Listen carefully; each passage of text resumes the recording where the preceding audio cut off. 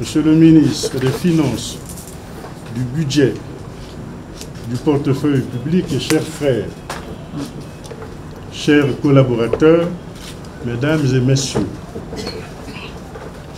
toute mission qui nous est confiée dans la vie publique s'inscrit dans le temps et dans l'espace, indépendamment de notre abnégation au travail ou de nos performances. La mienne, telle une étoile filante au sein du ministère de l'Économie et des Finances, arrive à son terme aujourd'hui. Cependant, ma prise de parole de ce jour, rassurez-vous, je ne disparais pas comme une étoile filante, s'inscrit dans le cadre de l'ultime acte administratif qu'est la passation de service, une tradition républicaine. Cette cérémonie marque l'occasion pour moi de transmettre officiellement mes charges à mon successeur, ici présent, mon cher frère, le ministre Christian Yoka, qui vient de bénéficier de la confiance de son Excellence M. Denis Sassou Nguesso, président de la République, chef de l'État. Je lui adresse mes félicitations les plus sincères pour cette marque de confiance. Il me plaît de structurer mon propos en 3 points. 1. Les dossiers en instance qui nécessitent toute l'attention du ministre Yoka. 2. Un bref retour sur les réalisations marquantes de mon mandat. 3. Une conclusion assortie de mes vœux pour l'avenir.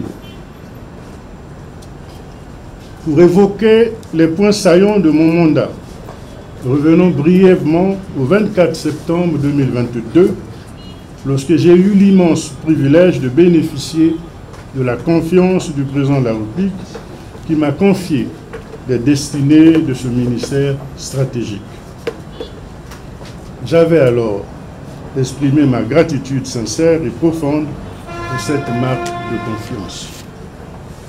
Aujourd'hui, après 27 mois et demi d'exercice, c'est avec des sentiments renouvelés de gratitude infinie que j'accueille la décision du chef de l'État. Dès le 26 novembre 2022, j'avais fixé 5 orientations stratégiques pour guider l'ensemble des actions du ministère. 1. L'obligation de performance et de résultats. 2. La lutte contre les antivaleurs et les mauvaises pratiques. 3. La promotion de l'esprit d'équipe. 4. La mise en place de feuilles de route précises à court, moyen et long terme. Et enfin 5. L'évaluation périodique des activités programmées. Pour concrétiser ces orientations, 2 ateliers relatifs à la gestion axés sur les résultats ont été organisés en 2023, en juin et en août, mettant l'accent sur la culture du résultat et sur les réformes nécessaires pour garantir un changement durable. C'est à la lumière de ces orientations qu'il convient d'inscrire les résultats de notre action à la tête du ministère de l'Économie et des Finances. Concernant les réformes organisationnelles et institutionnelles, le ministère a procédé à l'arrimage aux standards internationaux et aux évolutions de notre environnement des textes régissant les administrations sous tutelle. Ce travail a abouti à la publication de 13 décrets organiques et 9 arrêtés subséquents. Notre action s'est également concentrée sur la réussite de la transition du budget de moyens vers le budget programme qui marque notre volonté de devenir leader en matière de gestion axée sur les résultats GAR. À cet effet, l'ensemble des documents stratégiques ont été finalisés et validés avec l'ensemble des acteurs impliqués dans une démarche participative. La réussite des différentes revues de programmes conclus avec le Fonds monétaire international, FMI, au titre de la facilité élargie de crédit n'a pas été en reste. Bien au contraire, nous n'avons ménagé aucun effort pour maintenir le train des réformes et conclure avec succès 4 revues successives en dehors de la première que nous avons trouvée en arrivant dans ce département ministériel. Les perspectives en vue de la conclusion de la 6e revue et dernière revue sont plutôt optimistes. Au niveau du Trésor, nous avions fait le pari de passer d'une gestion de vue de la trésorerie à une gestion proactive. C'est ainsi que nos efforts se sont concentrés sur le lancement et l'accélération des réformes visant à implémenter le compte unique du Trésor, CUT, rendre opérationnelles les fonctions bancaires du Trésor et enfin mettre en place une caisse de dépôt et de consignation. Sur le plan socio-économique, je tiens à souligner la relance du projet de drainage des eaux pluviales de Brazzaville, menacé d'être clôturé par le partenaire en raison du non-respect de certains engagements.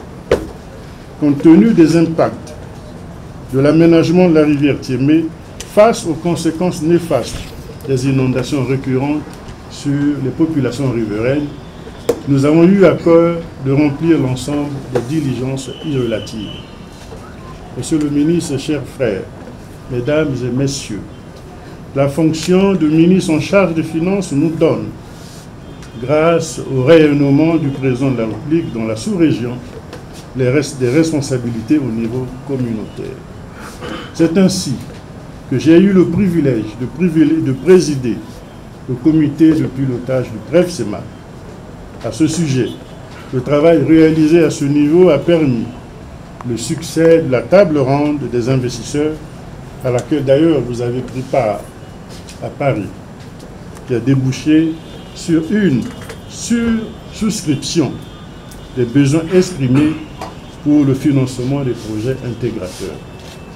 Au niveau de l'UMAC, nous avons eu à cœur de faire progresser plusieurs dossiers d'intérêt commun, particulièrement l'évolution de la coopération monétaire avec la France, les négociations avec le secteur des industries extractives, la réflexion sur l'adoption d'une monnaie numérique de la Banque centrale et l'élaboration d'un cadre normatif communautaire encadrant les cryptoactifs dans la CEMAC.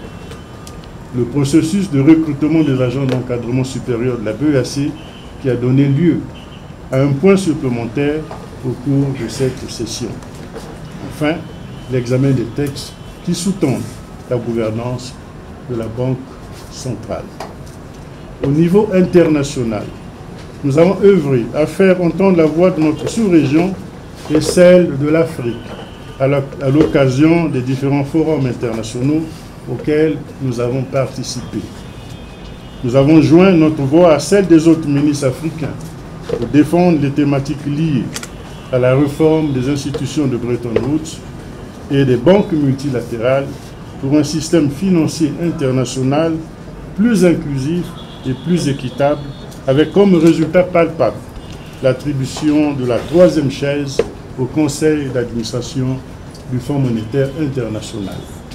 Aux défis liés à la montée des inégalités de la pauvreté et au changement climatique et à la protection de la biodiversité. Voici, en résumé, les principales réalisations de mon mandat. Bien que ma mission à la tête du ministère de l'Économie et des Finances n'ait pas toujours été facile, ce qui est tout à fait normal. Elle a été pour moi une expérience enrichissante, pleine de défis stimulants. J'y ai investi toute ma foi, ma volonté et ma détermination. Monsieur le ministre et chers frères, au moment où vous prenez les rênes de ce ministère, je tiens à attirer votre attention sur 5 défis qui me paraissent prioritaires. 1. La finalisation de la 6e revue du programme avec le Fonds monétaire international pour consolider les progrès économiques et financiers réalisés. 2. L'achèvement des discussions avec les industries extractives dans le cadre de la signature des conventions de compte séquestre, des fonds de restauration des sites, un pilier clé pour la stabilité monétaire grâce à la consolidation du niveau des réserves de change qui écartera définitivement le spectre d'un ajustement monétaire. 3.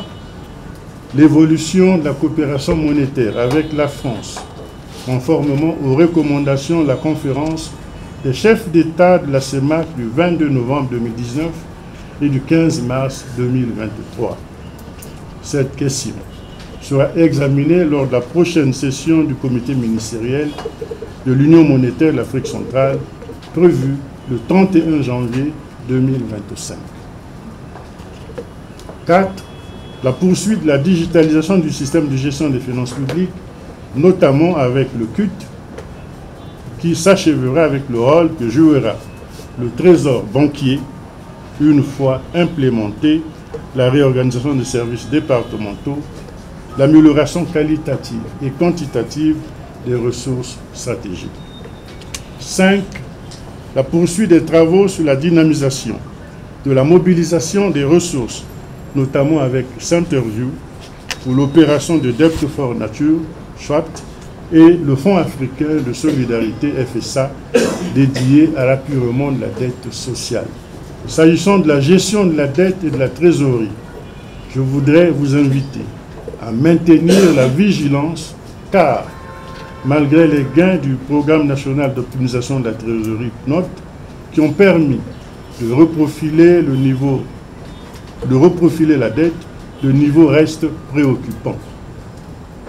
Par ailleurs, il me plaît également de signaler, au titre de l'Organisation de coopération du Grand Sud pour l'année 2025, la présidence du comité ministériel de l'Union des leviers communs des débiteurs, le club des pays débiteurs, sera assurée par le ministre en charge des Finances que vous êtes. De même, je voudrais vous informer de l'invitation confirmée du ministre des Finances à la conférence interministérielle internationale pour le développement des services environnementaux qui se tiendra du 27 au 29 janvier 2025 à Kinshasa, en République démocratique du Congo. De plus, depuis le 30 septembre 2024, la République du Congo est membre de la coalition des ministres des Finances pour l'action climatique en qualité de 95e membre de cette coalition. Dans ce cadre, vous aurez une réunion importante de préparation à Washington courant avril 2025 en marge des réunions du printemps du Fonds monétaire international et de la Banque mondiale dans le cadre de la préparative de la 30e conférence des parties COP30 sur le changement climatique qui se tiendra à Belém, Brésil, du 10 au 21 novembre 2025.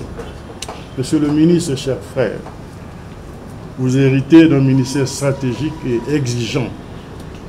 Je vous adresse mes vœux les plus sincères de succès dans cette noble mission pour la prospérité de notre cher pays, le Congo, et le bonheur de notre peuple.